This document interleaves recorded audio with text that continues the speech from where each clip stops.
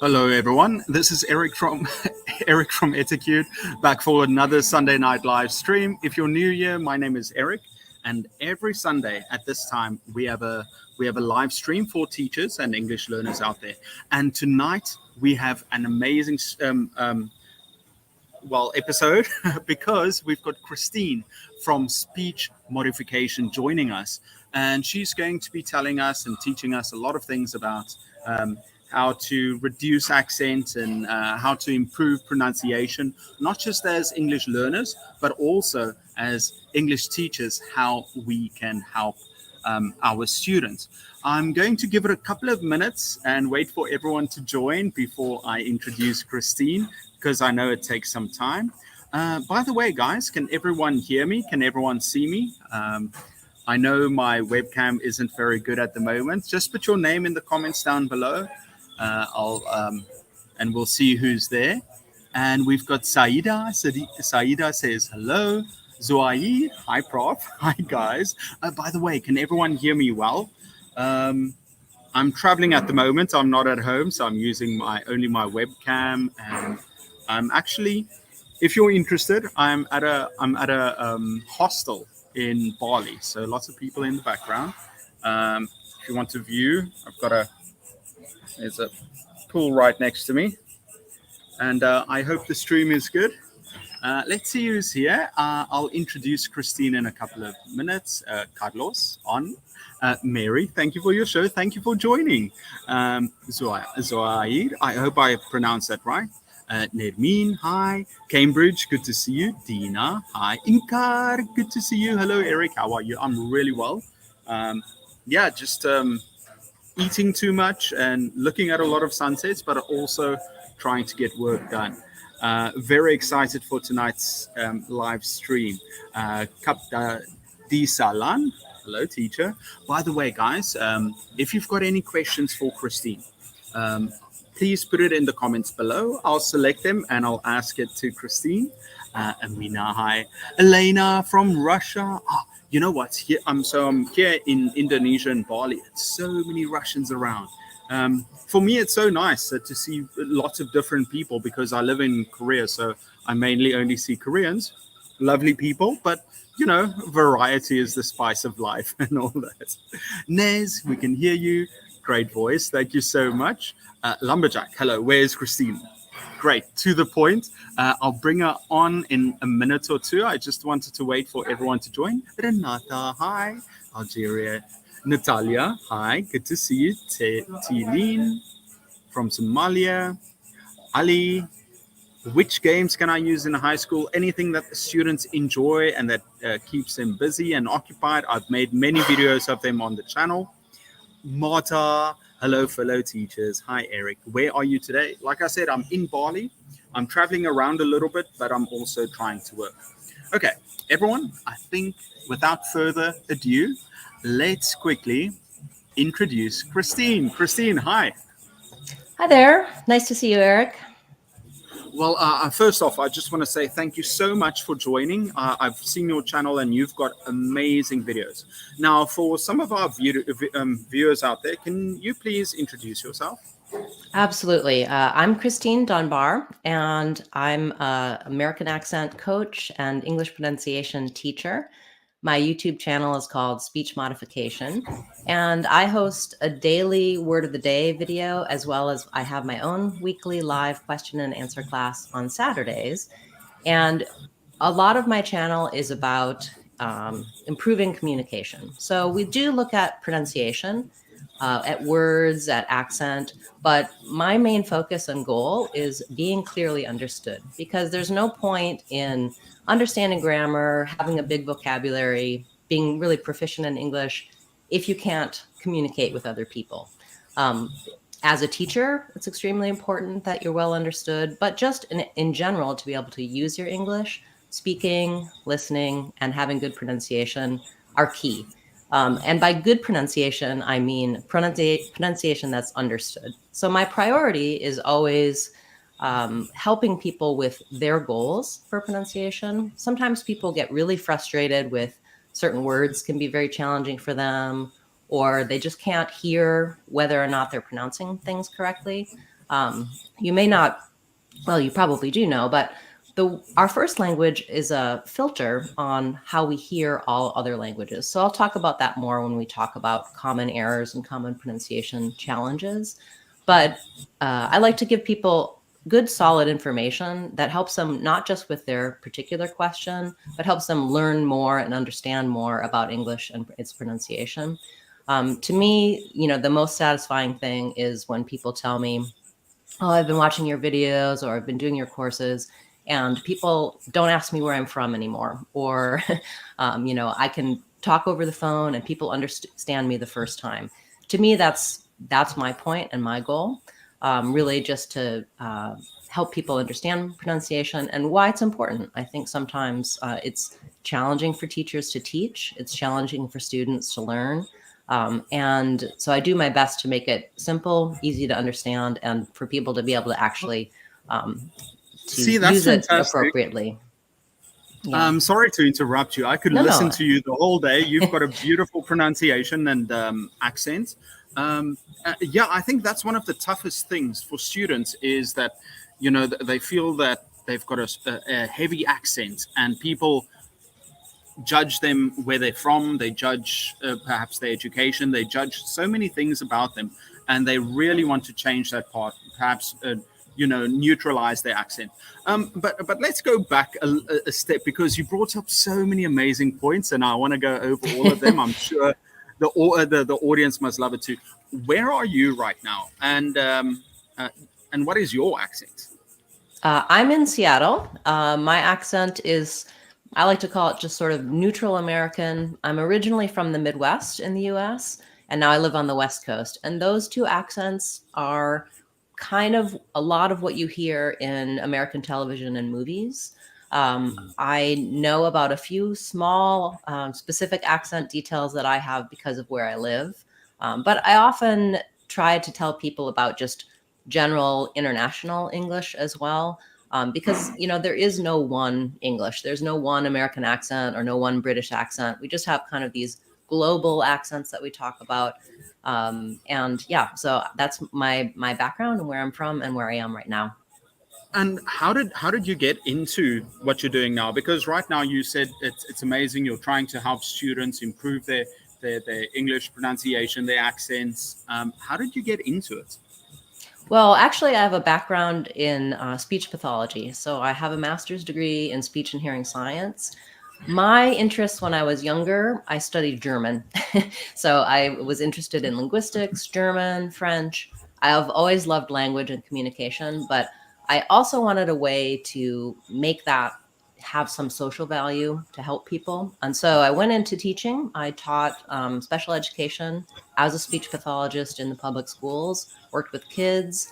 And I was lucky to work with kids from all around the world as well. So English language learners in a specialized focus with speech pathology. But I kind of gradually decided I wanted to move into working with adults, but not in a traditional medical sense for speech pathology. So speech pathologists help people with language and communication, sometimes with brain injury, etc. Tying in my interest in linguistics and language, I started doing accent coaching and teaching. Yeah.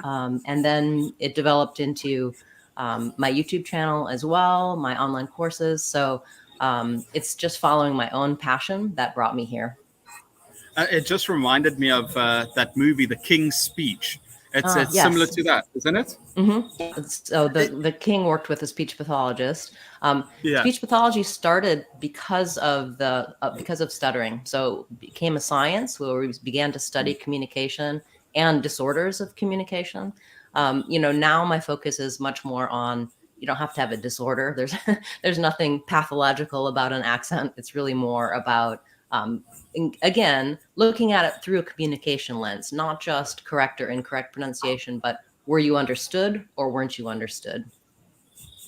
Well, okay. Well, before we get to some tips and some ideas, what is the value? Why do you think students, it's valuable for students to neutralize their accents or perhaps focus on a certain accent, be it American or British?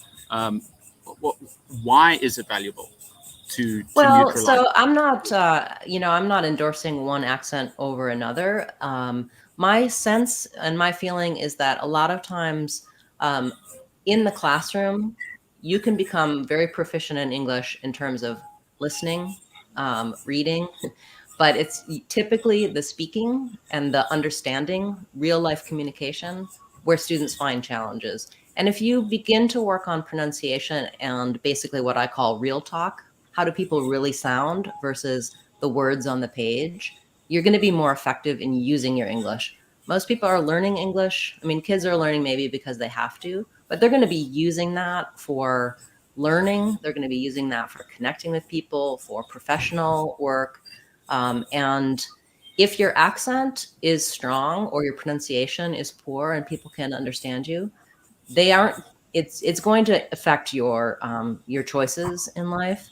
So I don't think you have to have any one particular accent. I think you just have to be well understood for Yeah, the purposes that you have. So many of my clients here in the US are working on a US accent because if they're going to a job interview and yeah. they can see the listener going, their face is showing that they're not being understood, or even if your accent is a distraction, people aren't listening to the content of what you're saying. So you want to be able to get your message across and people hear your content rather than being focused on how you sound, pronunciation differences. Honestly, Great as point. humans, we have a really strong brain for recognizing differences. Goes Yeah. all the way back to when we were different tribes. Someone who sounded different from you was dangerous. Now that's not true anymore, and Mm. people are communicating all around the world. It's wonderful, but there's part of the human brain that still goes, I don't know exactly what's happening there, and they get distracted by the accent. So that's why many of my clients and students work on accent. But I also really focus just on communication and pronunciation for being clear. So it's not always about accent. Well, I'm going to get to that in a second because, yeah, it's so true. You want to be understood. You want people to focus on the message and not just the messenger that it's different. So that's why you want to be clear and understood. I remember a couple of years ago, we were supposed to be watching a couple of students do presentations. And a lot of there was this one student who he spent some time in Canada. So he came back, he had a lovely Canadian accent. Whereas the other students I felt was way better, was prepared, used better vocabulary, but had an accent. And then Hmm. the other professors were just so amazed with the student who spent a couple of months improving their accent and gave them better grades or better score. And I just felt, well, obviously that's unfair and that's biased, but Right. that's the way people are. Now, a couple of years ago, I think 2 years ago, there was a big thing between English teachers, especially online on YouTube, whether Hmm. it's necessary to change your accent. Because one big YouTuber came out and said, you know, it's you need to change your accent to sound better. And other teachers came out and said, no, you know what, it doesn't matter. What is your view on it? Do you know what I'm talking about? That Yes, I it do. happened. Yeah. Yeah. And honestly, my view is it doesn't matter, except it does matter. So, to me, as I've said many times, I think the most important thing is that people can understand you. But I Mm. can't tell you how many hundreds, maybe thousands of people have told me, in the US, here I am, I'm from another country. As soon as I meet somebody, I can't say one or two sentences without them saying to me, "Where are you from?" And here in the US, we're just kind of like, oh, oh, interesting. Where are you from? We see that as something friendly. And the people tell me, they see that as, oh, what did I do wrong? I've already made a mistake. It's frankly kind of racist, but Americans don't realize that they're doing that. Mm. So in a perfect world, your accent wouldn't matter. And in many cases, it's really about your confidence, how well you can communicate, how well you can be understood. Some people, it doesn't matter to them. I mean, we can look at Hollywood, we can look at newscasters, we can look at many famous people who speak with an accent, who are well understood, well respected. and it hasn't inhibited their career and their world. But then there's also many people who see themselves plateauing at a certain level professionally. So there's different reasons that people come to accent. I think that it's something that should be available to everyone. And I think as teachers, not necessarily focusing on accent, but focusing on the clear communication piece, Mm, helping people be confident in speaking English and understanding that accent may matter where you are in certain places in certain contexts, so that you go into whatever you're using your English for with the attitude of, I can feel confident, I can make myself understood, and I can understand what those differences are. You might find, for me, if I'm listening to someone from Scotland, I have to work really hard. I'm yeah. happy to do it, but um, there's different accents and different, I'm someone who works with people with accents all day long. And if I can't understand someone, I feel bad. I want my clients to be able to speak to me, to talk about what they need, and to be able to understand them. And if I struggle, it makes the communication more difficult, even for me, who's very experienced with listening to accent. Well, So well said. Well said. And I totally agree.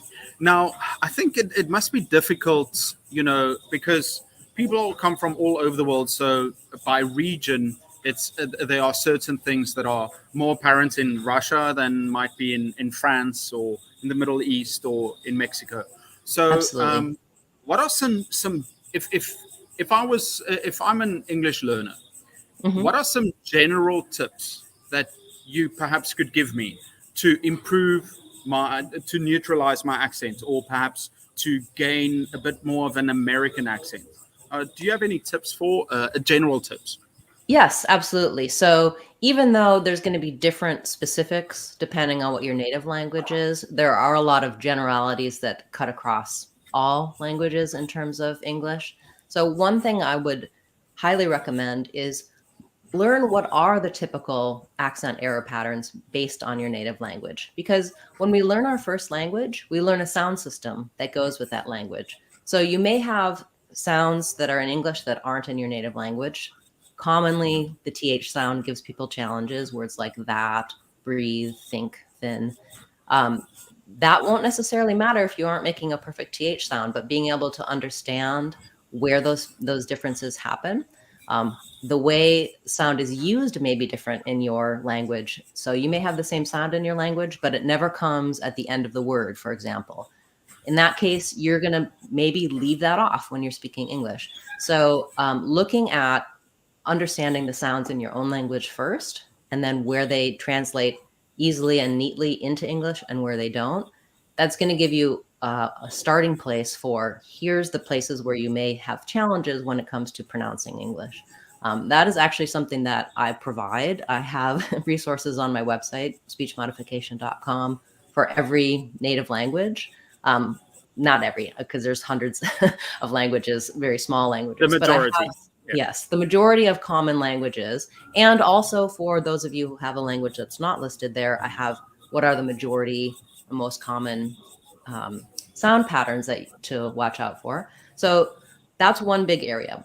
My accent or my native language is going to work like a filter when I'm listening to and when I'm speaking English. And that listening piece is really important as well, because when I can recognize that I'm not going to hear, for example, let's look at the vowels of the words live and leave.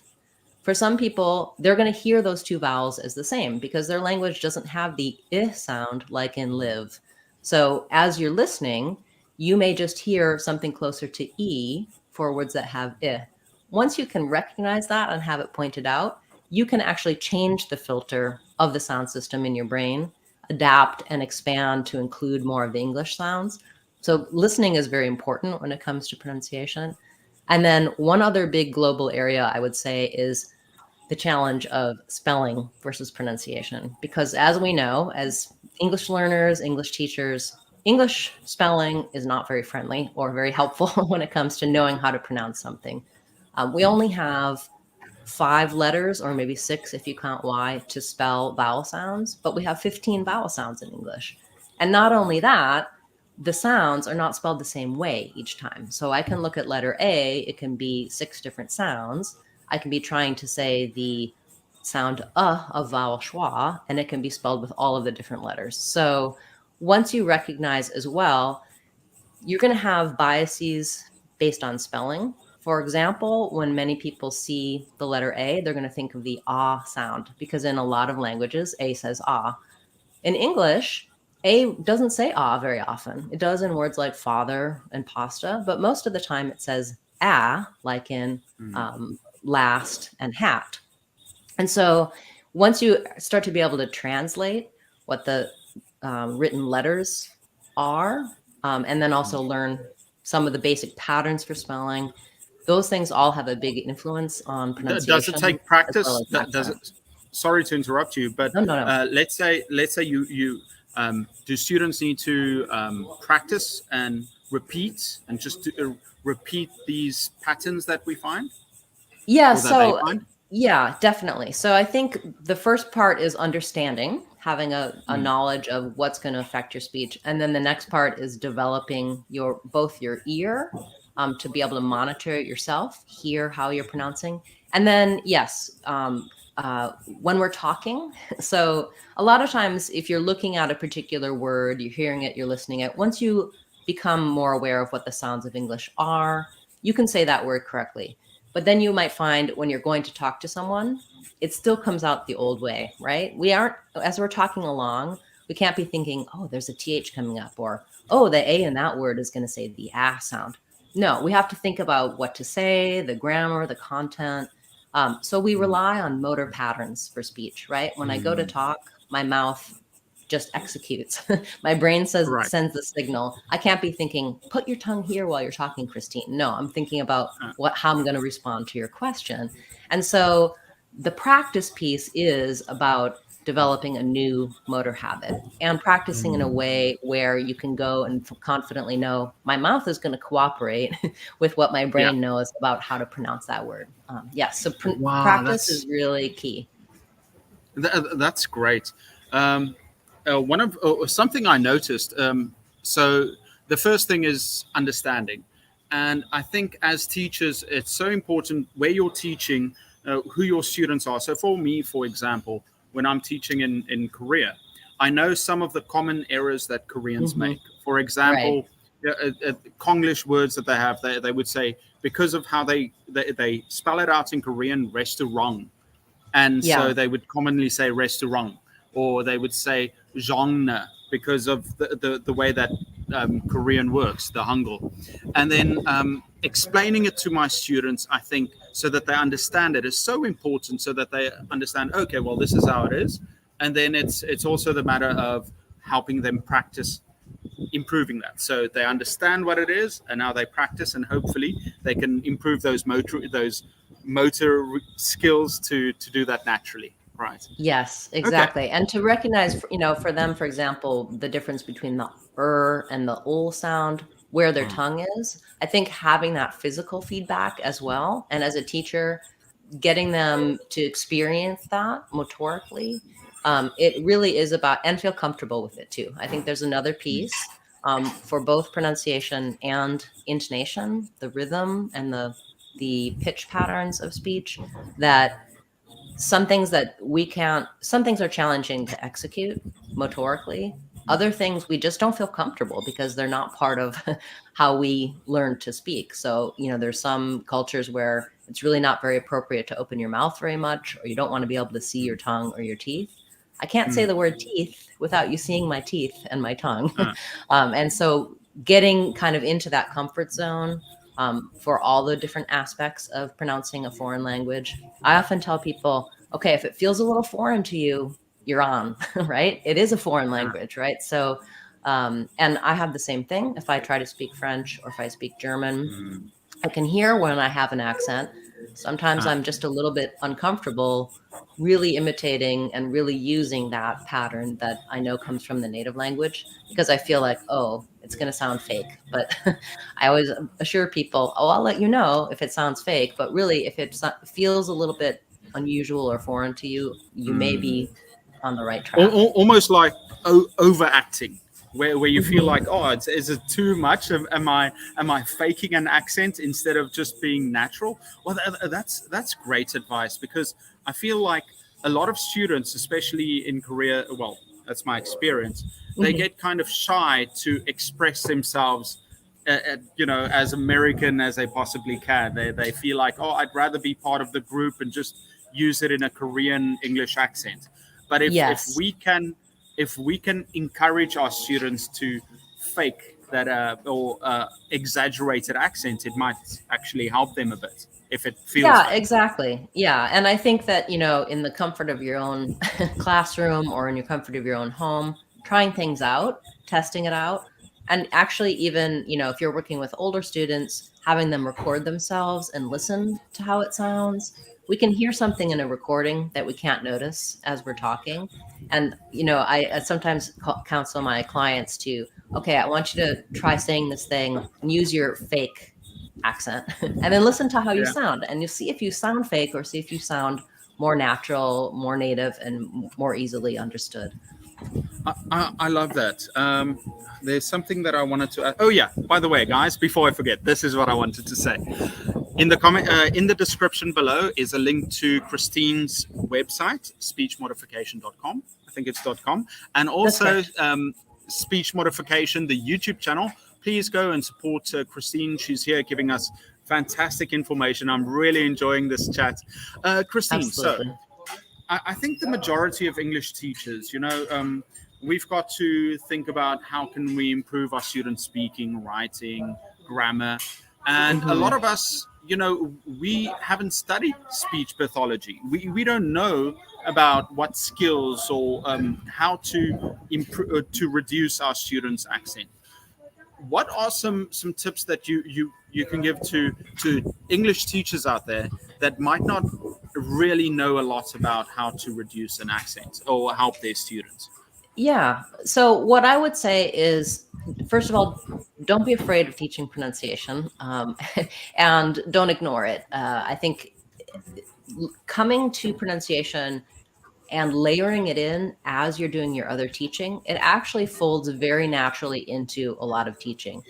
If you're teaching spelling, for example, or if you're teaching grammar, there's pronunciation patterns that go along with that. So, like you mentioned, knowing what your students struggle with in terms of pronunciation, and if you aren't certain, you just know, okay, they speak with this accent or they're not quite there.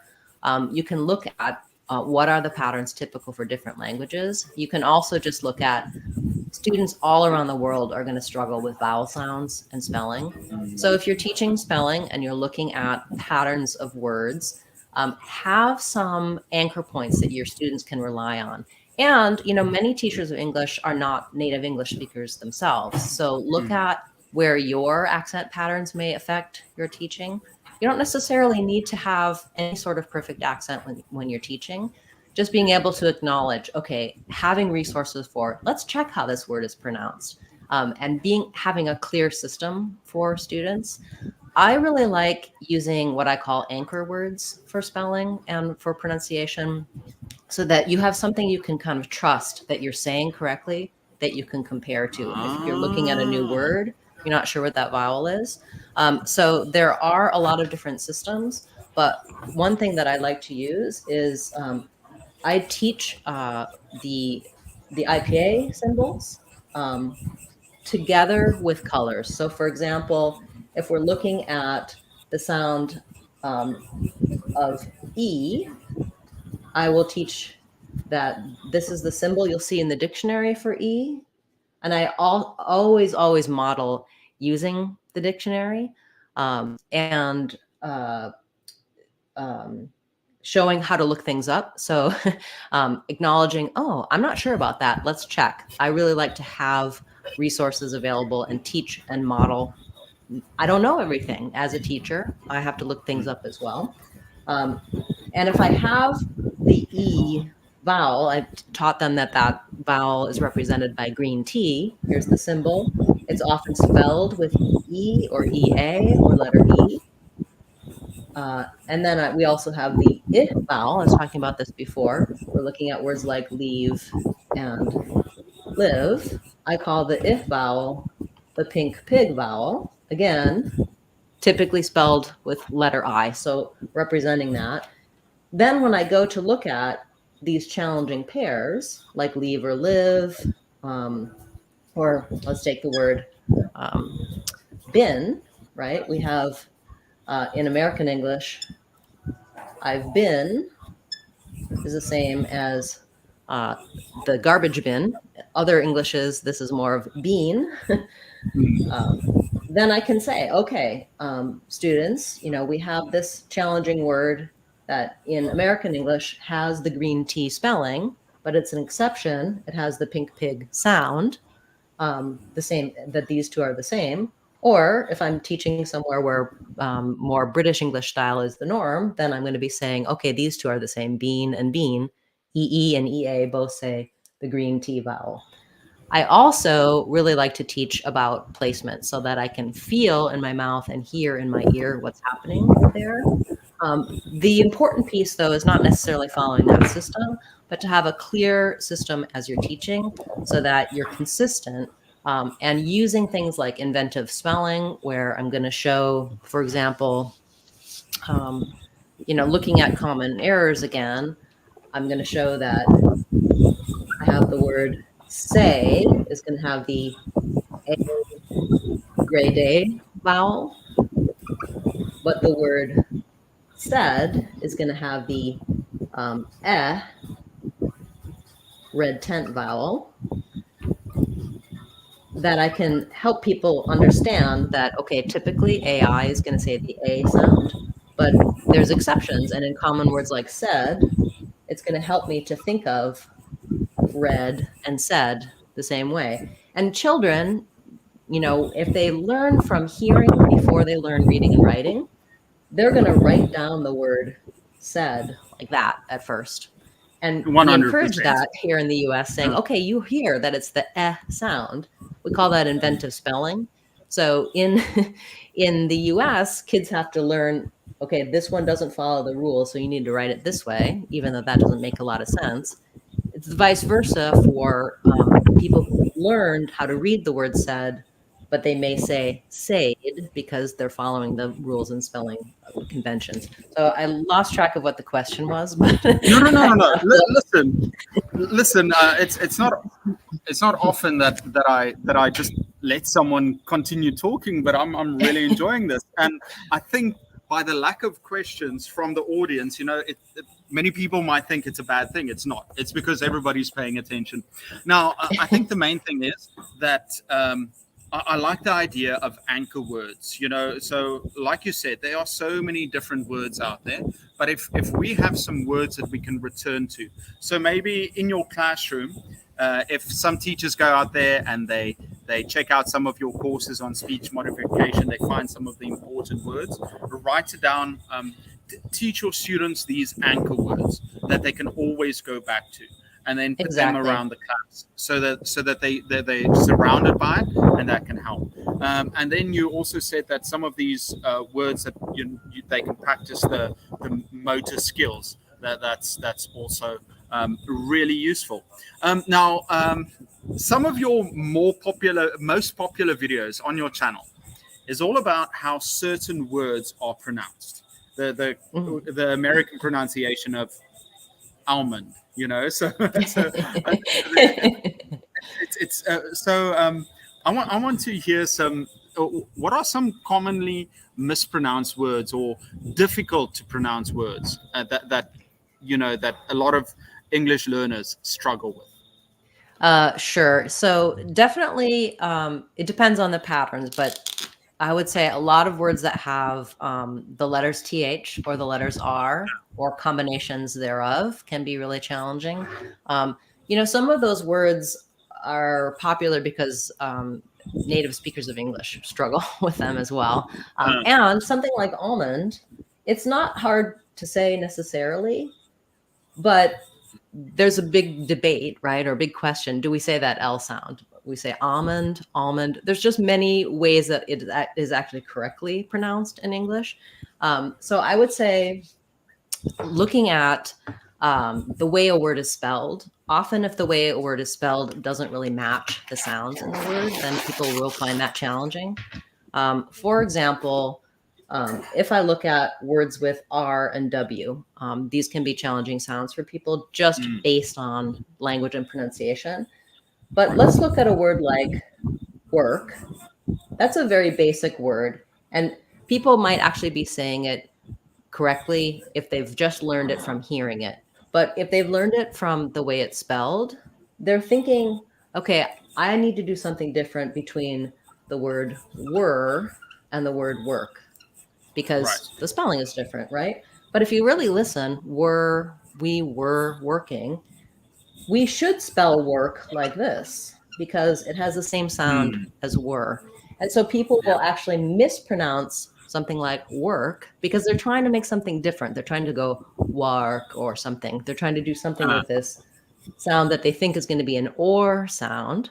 Um, the letter W changes what follows it. So we have were, but otherwise, if I have the letters OR, there's like a filter. So OR plus W becomes ER, mm. and W plus AR, for example, the word warm, if you listen to this, it's not an R sound. We aren't saying we are warm. We are saying we are warm. It's actually an or sound. So I'm warm is like I wore warm clothes. You just Mm. add an M. So I the W see. changes what's following it. And then we have the word worm. Okay, that's not an or. I'm not saying I'm a worm is in the ground.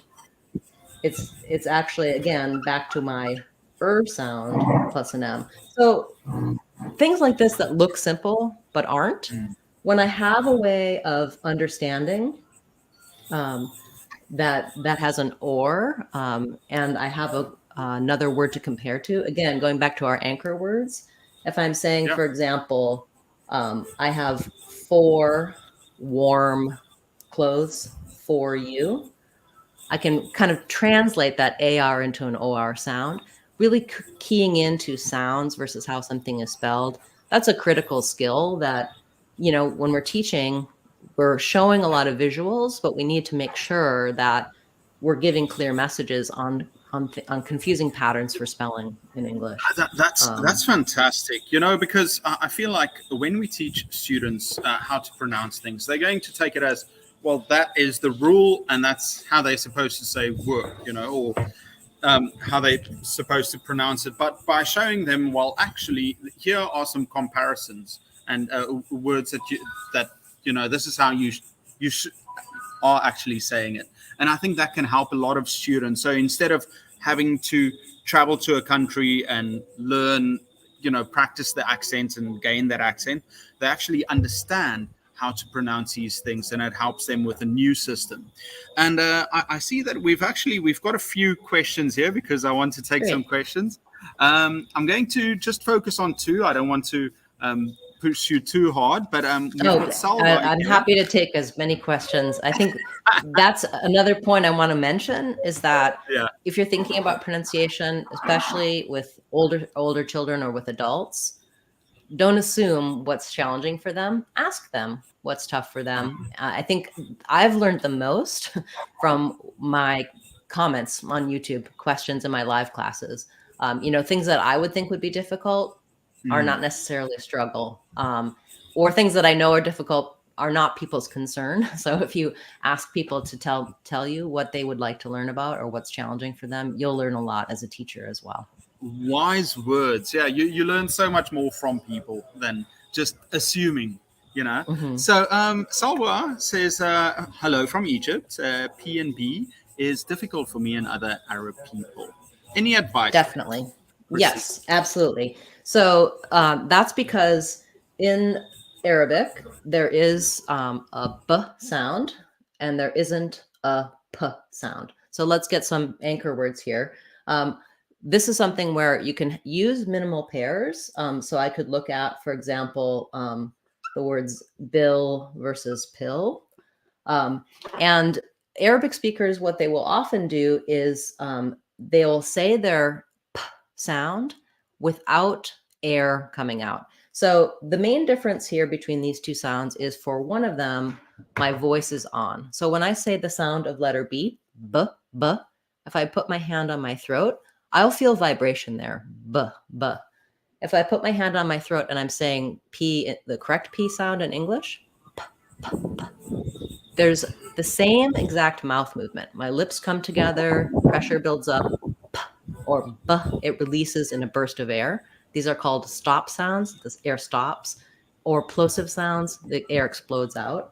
And for Arabic speakers, what's not in your native language and not comfortable for you is letting a little puff of air come out when you say the p sound. So if I'm trying to say pill, or for example, pay versus bay, if I say bay, I feel maybe a tiny bit of air come out. When I say pay, you can hear there's a burst of air that comes out. So trying to say words that have the p sound, this is true for Arabic speakers, some other languages as well. Indian English speakers, different dialects of English. A lot of Indian languages don't have aspirated stop consonants at the starts of words. Try just saying the p sound and see if you can feel some air come out. P. Then try putting it on a word. If I say this without the puff of air, bay, I wasn't saying a B, but you can hear it sounds a little bit more like bay than pay. So I need to be able to make a clear distinction between those two sounds and not changing anything in my mouth, but changing the air releasing and my voice releasing. Same thing is going to happen with the T and D sounds. If I'm talking about to versus do at the start of words in English, the T sound needs to have that burst of air coming out. So if the T sound is easier for you, you could try saying, for example, top and pop, and allow that burst of air to come out. Being able to listen and hear the differences between P and B is going to be helpful as well. But it primarily comes down to whether or not that burst of air comes out. So this is one of the error patterns that is actually a fairly scientific solution. And it's not necessarily going to feel comfortable at first. One of the things that I do on my channel and on my resources is I really focus on lots of everyday words. So of course, there's millions of words that start with the letter P, the P sound, but you're primarily going to be saying words like pick and pay and please. So if you practice on those words, you get that general skill for that sound. You'll be able to apply it on all words that start with the P sound, and your speaking system, your sound system for hearing it should change over to that new pattern. If you're spending time and focus on practicing on those common words, the words that you actually say the most that have the P sound. Okay, well, that's fantastic advice. I'm really enjoying this, and I can read that the audience is also learning a lot. We're all learning a lot. So I'm going to steal one of the questions for myself. Okay. Because I can. Absolutely. Okay, but so in Korea, a lot of students struggle between L and R. Mm-hmm. It's I think that's a problem with many Asian countries, but especially in Korea, they struggle with between Yes. pronouncing L and R. Do you have any tips for teachers helping their students with that? Yes. So first of all, I have a number of videos about it and free resources on my website. So my website has a free practice area where there's going to be some diagrams, some recordings, and some words that you can use to teach your students. Also, let me just talk you through it a little bit. So this is a place where taking something that they can do more easily and helping them to feel and apply what's happening in the mouth is going to be useful. So if we're looking at the mouth from the side, if these are your teeth and this is the roof of your mouth and this is your lower jaw, where your tongue goes makes a big difference in the L versus the R sounds. And so having your students feel, I'm going to show you, here's my tongue for the L sound. The tip of my tongue is up behind my teeth. So I would have my students say, okay, say the word toe, say the word no, say the word do. I would have them feel, where is your tongue going when you're saying t and d and n? Our tongue lifts behind It's on the alveolar ridge. That's the bumpy ridge behind your teeth. Have them really explore and feel. Can they feel the places that their tongue goes for those sounds? Then you can tell them, okay, now we're going to say toe, no, low. And you want them to feel when they say low that their tongue is going behind their teeth. Even looking in a mirror and seeing, can you see your tongue? Oh, is it lifting up in the front of your mouth? Giving them a visual and giving them a lot of tactile opportunities to feel where that L goes. They'll likely be able to say low rather than row, or kind of what happens sometimes is that students will get something in between, right? When I'm saying the row sound, I teach them, okay, let's say the word, how about key, key. Can you feel the difference between T and key? When I say the k sound, my tongue is lifting and touching in the back. That one's a little harder to feel. But what you can do is kind of get them to have that general feeling of t and k, that the tongue is touching the roof of the mouth to make the sound. Or you can also use like toe and go, because the K and G sounds, they're like our P and B, same exact mouth movement, just that the k has no voice and the g has voice. So teaching some of these basic principles of placement for sounds and voicing for sounds is really helpful. Then helping them build their R sound from a K or a G sound. You know, if they're young students, have them say grr, can you feel where your tongue is touching and how it's tight and pulled back? If I'm saying the g and the sound together, the placement of the sound is very similar to the placement of the g sound. So having those contrasts of feeling globally that where my tongue goes in the front or in the back. Also, you'll find sometimes they can do it in certain contexts and they can't do it in other contexts. They I may see. generally be kind of lifting here in the middle and doing a sort of distorted for both L and R. They're not doing either an L or an R sound. They're just kind of generally unsure of what to do with their tongue for those sounds. So feeling, kind of giving them something to compare to that they can do successfully, and then to build the sound that's more challenging for them can be really helpful.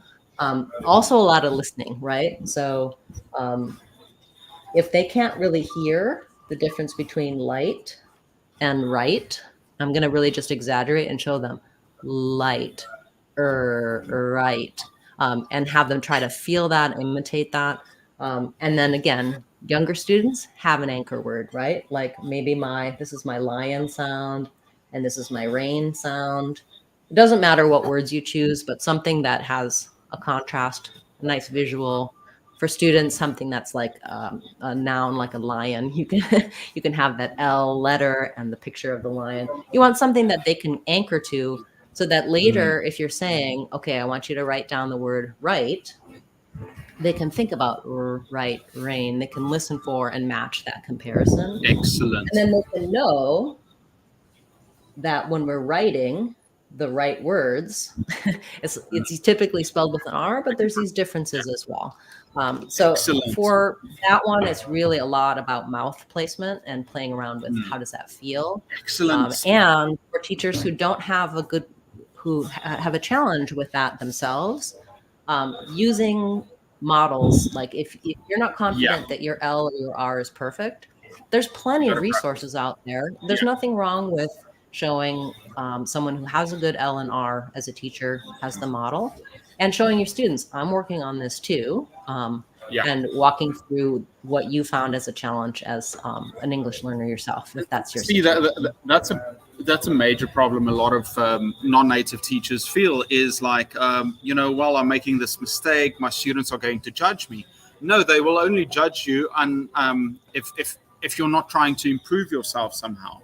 By the way, I just quickly want to say here, Lumberjack, thank you for all your questions. You've been asking a lot of questions, but I've only got Christine for 10 more minutes, so that's why I'm trying to get everything out of her. And you have important questions, but I think the topic is a little bit different. So I'm going to go up. So Lumberjack, that's why I didn't take a lot of time. So, for example, sound the same, clothes and clothes. Yeah, I think they definitely do. But I want to go on to another question I saw, which is okay, the word caramel or caramel is pronounced completely different. Now, there are some some words that are pronounced differently. One of the biggest ones a lot of us take issue with is something like niche and niche that a lot of Mm-hmm. Americans use now. How do you feel about these words that are pronounced differently? What is? How do you see that? Well, I see them as, things that bring traffic to my my channel and my website, and I don't have strong opinions. I think that people get really Work. uptight about Mhm. pronunciation and what's right and what's wrong. And listen, language is changing and evolving. So a lot of why we speak the way we do today is because of incorrect pronunciation or mistakes made in the past. Um, English and all other languages develop over time linguistically. If we spoke the original English, Old English, we wouldn't understand it at all. So that's part of why Mm. we have such terrible spelling in English, is that where our words came from, how they were spelled over time. The spelling might have stayed the same and the pronunciation changed, or the pronunciation stayed the same and the spelling changed. When it comes to something like niche or niche, I Mm. have an opinion. I think niche is right.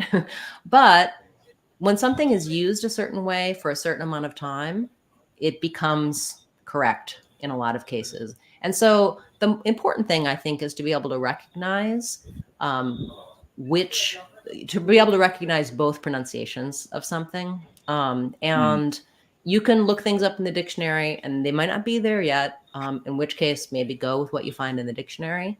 But just go with what's going to be understood. If I'm in France and I say something like niche, people are not going to know what I'm saying. So it's important for me to know to be able to say niche. Um, Mm. those kinds of things, I think it's generally, people can get really bent out of shape over pronunciation, and you would think I would, because it's my career, but I don't.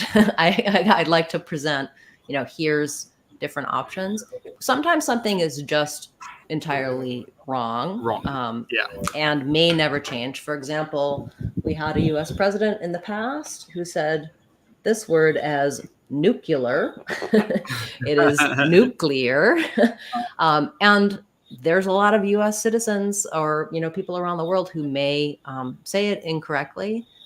In that case, it's helpful to get a correction, if it's going to give people the wrong impression that you're less educated or you don't know how to say it. But even something like that, if people understood you and knew what you meant, maybe it doesn't matter as much as sometimes people get a little bit crazy about Well, pronunciation and you, what's you, right and you've what's wrong. shared you've shared so many amazing techniques and ideas about pronunciation and accents.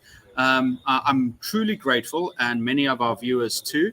I know a lot of them are going to see it in the future. So, guys, please and go check out Christine's channel, Speech Modification. Now, I think the final question I'm going to give you about this is actually, I don't think it has too much to do with accent, but Hmm. every single English learner, struggles with this sometimes. It's Nerman, and he says, I understand English very well, but I fail when speaking it with others. How do I deal with that? Now, this might not be about accent, but do you have any advice you've been giving? You've been on a streak, so I would like to ask you this question again, Yeah, Christine. absolutely. So I think, there's many reasons we might feel that we're failing when we're speaking with others. Usually, it's we haven't had enough opportunities to work on speech and to communicate. And I, talk to a lot of people who are around the world, and they don't have a partner to practice their English with. So I think the more you're actually using English, and having to make yourself speak, go through that process of taking what you understand and taking what you can write down, but maybe you can't say yet, and saying it out loud, even if it's not to a real live person. Oftentimes, I tell people, do a lot of practice just talking about everyday things, talking out loud to yourself. The more I've spoken words, the more opportunities I have to notice pronunciation, to notice where does it break down. I have my idea in my head and I want it to come out in a full English sentence. It may be because I haven't gone through that process of converting the idea. Maybe it started off in my native language and I had to translate it into English. Then I had to do the grammar piece. By the time I get to the speaking, it's not there. Or it may be that you're speaking English, but you haven't had enough opportunities to get the pronunciation to the level that you want. So take as many different ways as you can to be speaking and practicing speaking aloud. Even if you're just narrating what you're doing, even if you're trying to verbalize your thoughts in English, the more you experience that process, the more confident you'll be when it comes to speaking.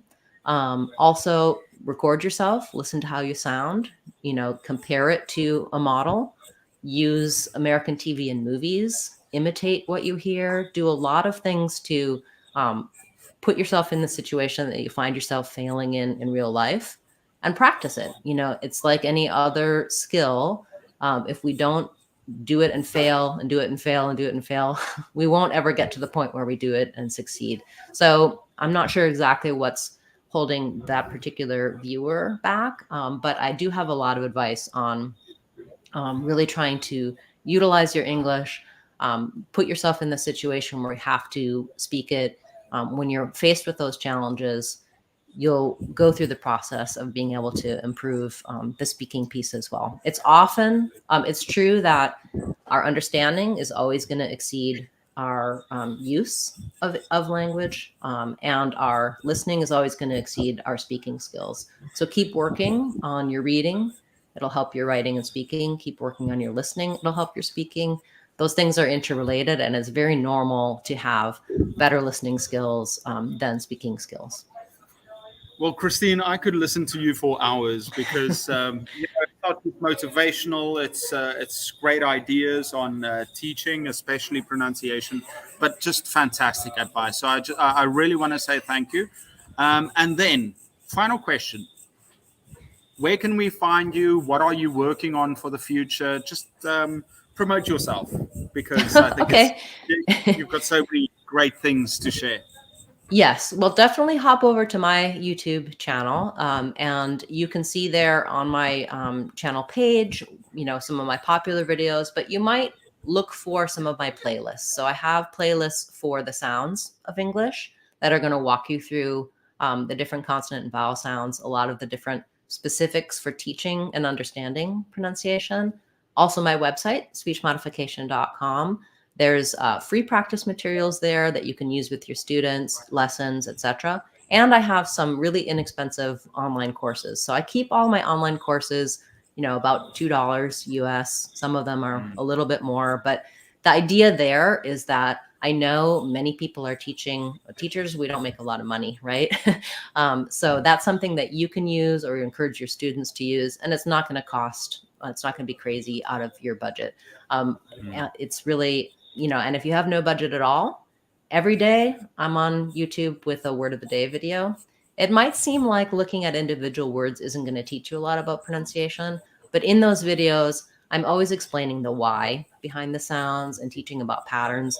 If you watch even just a few of those word of the day videos, you'll get a sense of how I teach pronunciation and also those anchor words, those pieces of patterning you'll see from those questions. Also on Saturdays, I have a live question and answer class where I take people's pronunciation and accent related questions. I would love to see teachers there. And I know I have some teachers in my audience as well now. If you had a question today in this broadcast and you put it in the chat, if Eric has that available later, I can go back through and give you some resources and answer some of those questions offline as well.